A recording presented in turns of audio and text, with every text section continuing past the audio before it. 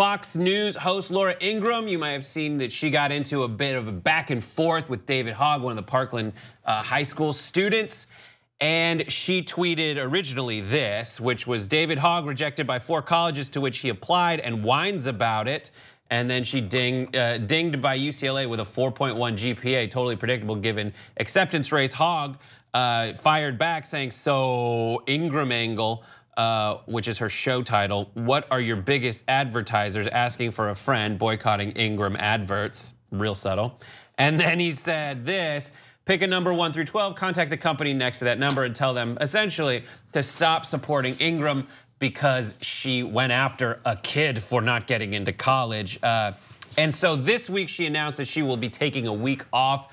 She apologized after that, by the way, saying like, since it's Holy Week, I've decided to be nice to the Parkland kids and not pick on them after they got shot at. And then this week she announced that she's gonna be taking a week off.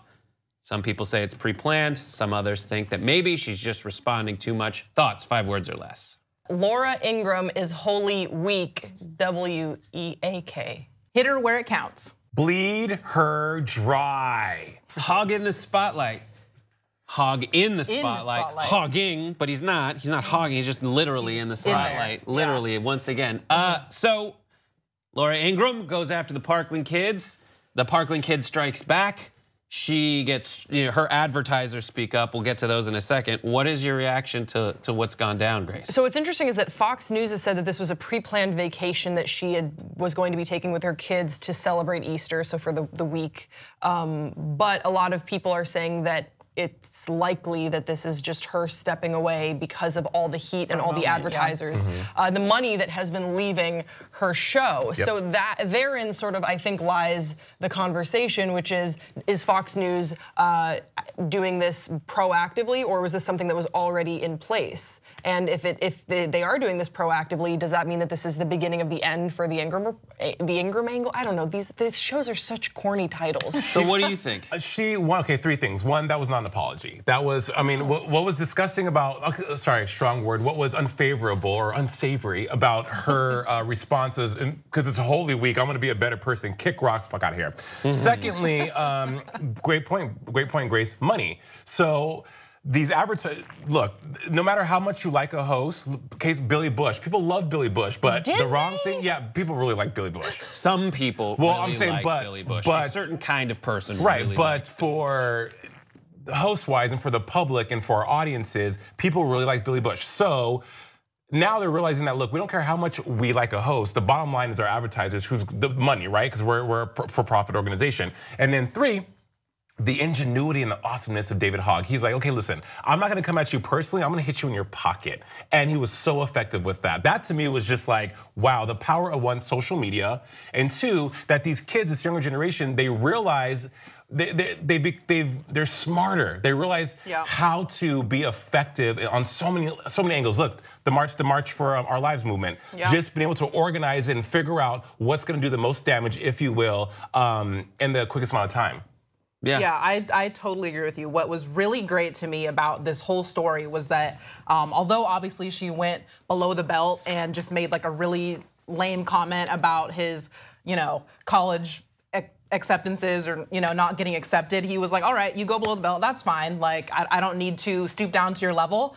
I am just going to literally get you where it counts, which is advertising dollars that are on your show. David seemed to have gathered all of his, I think he has around 700,000 followers, to basically get at these advertisers to be like, hey, look who you are advertising for. Somebody who is attacking, somebody who survived a mass shooting and is scared that this is going to continue to happen.